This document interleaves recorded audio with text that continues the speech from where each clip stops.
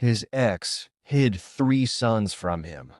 What he discovered next destroyed her husband's life. David Chen had built an empire from nothing. At 32, he was worth over $200 million. A tech innové, a CEO, a name that rang out in venture capital circles. His life was measured in Rolexes, press features, and cross-continental meetings. But none of that prepared him for what he saw that day, stuck at a red light in Eastwood District. Across the street, at the rusted bus stop he'd driven past 100 times without a second glance, sat a woman. She looked familiar, tired, slimmer than before. Her once luxurious hair now tied back in a simple, no-nonsense ponytail. Worn jeans, a cracked phone screen. She looked like life had roughed her up and kept the change. It was Kesha. But that's not what made David slam the brakes in the middle of traffic, ignoring the angry horns behind him. It was the 3 boys. 3 little boys, no more than 5 or 6, chasing each other, laughing, tugging at her sleeves. All of them had green eyes. His green eyes. David stared like he was seeing ghosts. Same sharp jawline. Same dimple when they smiled. One of them even had the tiny scar David got when he hit a mailbox on his bike as a kid. These weren't coincidences. These were facts. Loud, obvious, undeniable facts. These boys were his sons. All 3 of them. Kesha hadn't just disappeared from his life 5 years ago. She had taken his entire bloodline with her. And now, here they were, counting coins in her palm. Not dollars, coins. Trying to piece together enough for a city bus ride. While David sat in a $180,000 car. Something broke in him. He parked without thinking, stepped out into the street, and walked toward the woman who had vanished like a ghost and taken 3 small lives with her. Kesha saw him before he even said a word. Her spine stiffened. Her hands reached instinctively for the boys, gathering them close like a reflex, like muscle memory. She didn't look shocked, just cornered. David stopped 2 feet in front of her. He tried to speak, failed. His voice caught in his throat, swallowed by 5 years of silence. Kesha, he finally said. Just her name, but it was enough. It carried the weight of 1,000 unspoken questions. She blinked, looked down, then back at him. These are my children, she said. It wasn't a lie, but it wasn't the truth either. Not fully. Not with those eyes staring back at him, eyes he'd seen every morning in the mirror. David's gaze dropped to the boys. One of them stepped forward. He was the smallest, boldest, his eyes wide with curiosity. Mommy, who's that man? David's chest tightened. That voice, the way the kid tilted his head when he spoke, that was his move. That was how he used to ask his own father questions. No denying it, these weren't just lookalikes. These boys were him, split 3 ways. They're 5, he said, more to himself than her. You were pregnant when you left. His jaw clenched. Why? Kesha looked away. David, not here. Not now. 5 years, he said louder. People were starting to stare. 5 years of birthdays. First words. First steps. School. You stole that from me. One of the boys tugged on Kesha's arm. Mom, do we have enough for the bus? She opened her hand, counted coins. That broke something in him. He had a platinum credit card in his wallet, and his own sons were counting pennies for the bus. Kesha, wait. She started ushering the kids forward, eyes darting nervously to the street. "You don't get it," she hissed. "I didn't have a choice." "Who stopped you from telling me?" She hesitated. It looked like she wanted to say something, but the bus was already pulling up. She shoved the coins into the driver's hand and guided the boys inside. Before the doors closed, she turned to David one last time, her voice barely a whisper. It wasn't safe. Then the bus pulled away.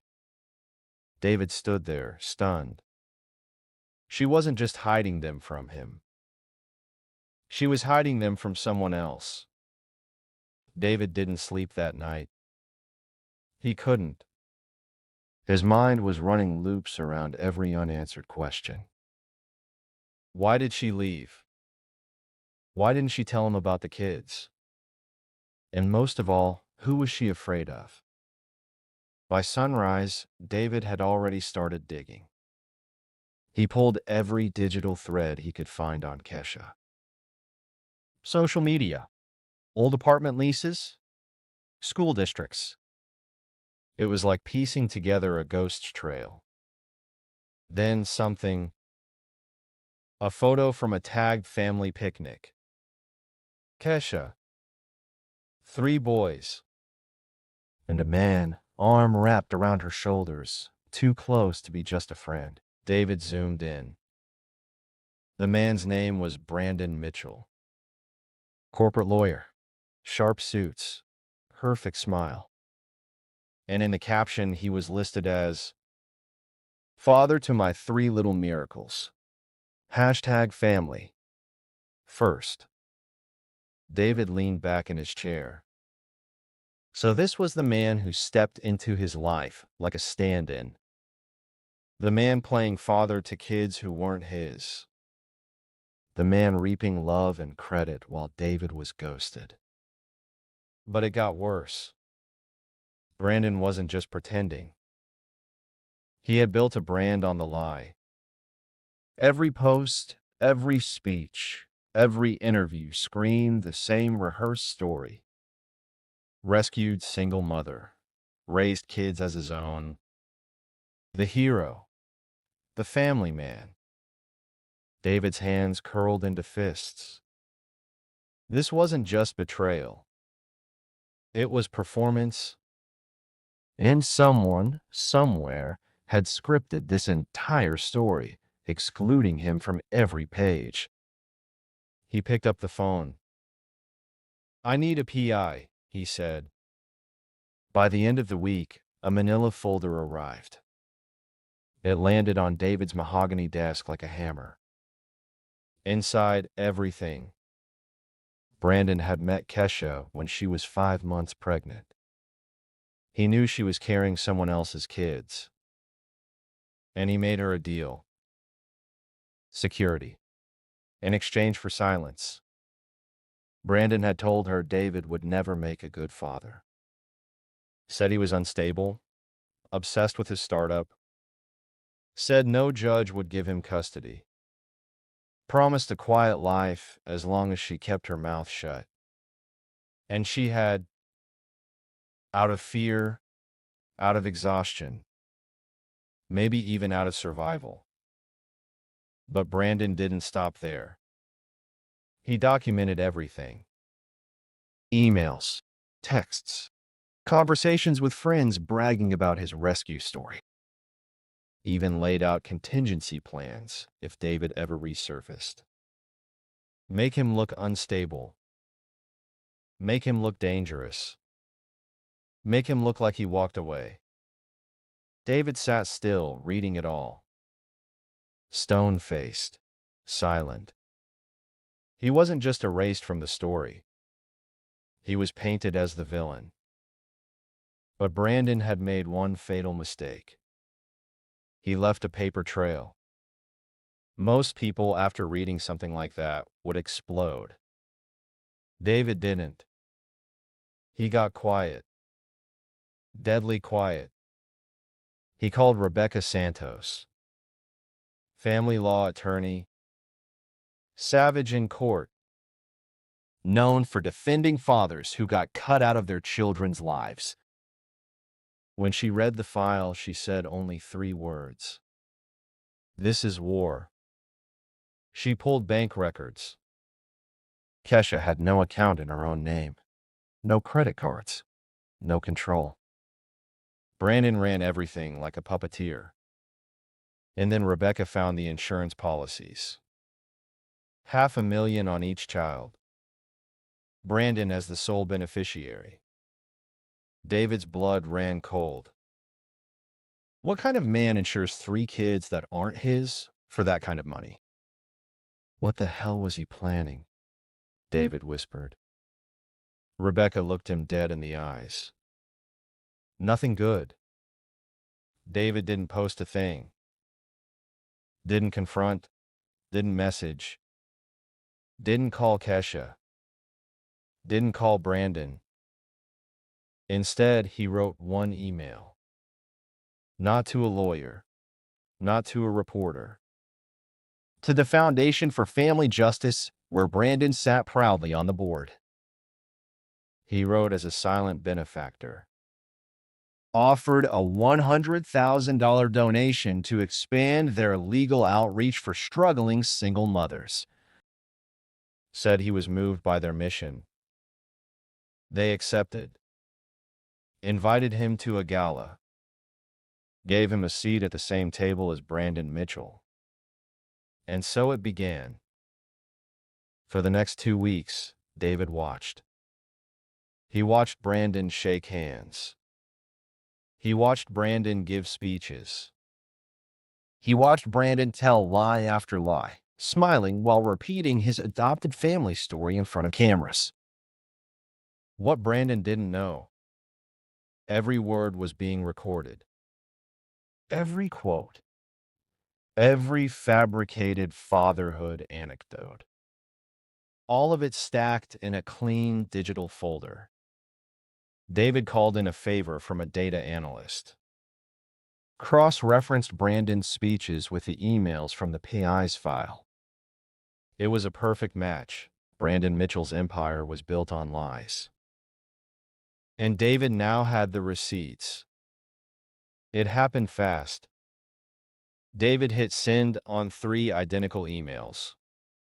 Each one carried the entire dossier. Fake adoption narrative, insurance policies, coercion tactics, DNA proof, financial abuse, recipients, the State Bar Association, the Foundation's Ethics Board, Marcus Reed, a reporter who made a career tearing down clean reputations. Then he got dressed. Black suit, no tie. 3rd row seat at the Foundation's annual gala. Brandon walked out to applause. Microphone in hand, smile on lock. But something was off. Phones buzzed, screens lit up. A low murmur spread across the crowd like a ripple before a tsunami. Then Marcus Reed stood. "Mr. Mitchell," he said, voice steady. "Is it true that you've impersonated the father of 3 children who, according to genetic testing and legal documentation, are biologically connected to another man?" Silence. Brandon froze. His lips parted, but no sound came out. And David? He stood, straightened his cufflinks, and walked out the back. He didn't need to stay for the crash. 2 hours later, David stood outside a worn-down apartment building. Kesha opened the door with red-rimmed eyes. "He called," she whispered. "He lost his job. The board dropped him. His firm is threatening to sue." Her voice was shaking, but her shoulders, they weren't hunched anymore. "You okay?" David asked. She nodded. A weak smile broke across her face. "For the first time in years, yeah, I am." The boys peeked from behind her. One of them stepped forward. "Mom said you're our real dad." David crouched down.